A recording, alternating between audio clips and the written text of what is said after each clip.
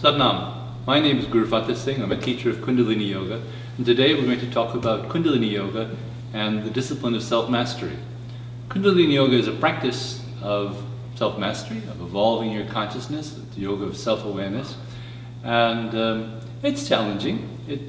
Any discipline is challenging, but this is a discipline, a classical discipline, a discipline to help you to be the very best you can be, to unfold your consciousness, to be as enlightened as humanly possible, to be bright.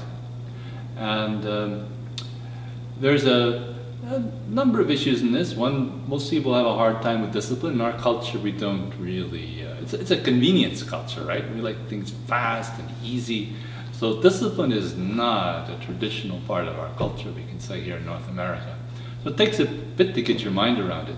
And the other thing is to invest in yourself, because that's what self-discipline is. It requires self-esteem, a good helping of self-esteem. And a lot of folks don't have that. That's what I've seen over the years. Many people come to Kundalini Yoga. It's a hard yoga. Much easier to do a remedial yoga, gentle yoga, hatha yoga. But Kundalini Yoga requires a daily effort, and it requires some significant self-investment. Now, self-esteem. What do you do for self-esteem? I have a little simple exercise. I call it the Your Excellency exercise, which I incorporate sometimes into the class. You know, Yogi Bhajan never taught it, but it's an uplifting exercise which I think is very much in tune with the spirit of Yogi Bhajan, with uplifting people. It's not a breath exercise, it's not a posture exercise, it's a communication exercise. And what I do is I tell people by way of introduction that in our history of our culture, we used to have, still have a little, but there were much more used titles we had for people.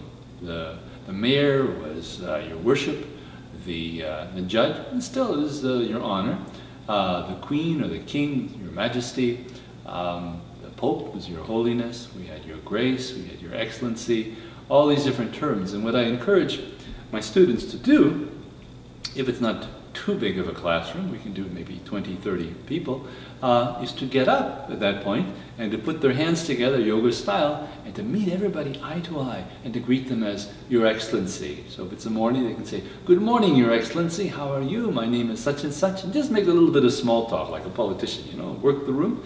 And if there are 20 people in the room, by the time they've finished, they have made contact and they have been affirmed in their own excellency 20 times, which is significant. And so I asked them to sit down and has anybody ever called you Your Excellency before? People always say no. How does it feel? It always feels great. And some people it's really a relief. Some people are almost in tears because they're so removed. As a culture, we're so divorced from our excellency. Our culture makes us feel bad. We're better consumers if we feel bad about ourselves. We buy beauty products. You know, we buy things to try and make up for things that don't need to be made up for at all. So that's Your Excellency. That's self-concept, that's self-esteem, which needs daily work. I encourage people, my students, after we do the exercise, in the morning, next morning you go in the bathroom, look in the mirror, and say, "Good morning, Your Excellency," because Your Excellency is always there. Now really to unfold the excellency, we need to gently develop excellent habits. Excellent habits of eating, of speaking, of dressing, excellent environments, excellent relationships, excellence in all different ways. You don't have a nice day, you want an excellent day, you want to have a great day. Don't settle for excellent. Don't settle for anything less than excellent, I should say. So this requires discipline, and that's the course to self-mastery, is through self-discipline. First you be a disciple, which means you do the hard work that a disciple does, and then you become a master, and then you do the hard work that a master does. It was all hard work, but it's very joyful to feel you're masterful. You know, it's a path, we say, going from careless to careful to carefree, and that's what self-mastery is, a sense of being carefree. And so we practice a discipline. Now, in Kundalini Yoga, there are many meditations, there are many different exercises you can do. Pick one. Or if you have a yoga teacher, ask them to pick one for you. Not too hard, not too easy, not too long, not too short, something that's just a little bit challenging for you, and then invest in it. and do it. Find something you'd really like to work on. You work on your communication, work on your compassion, work on your mental focus, your adrenal glands, whatever it might be, something that you know is a weakness of yours.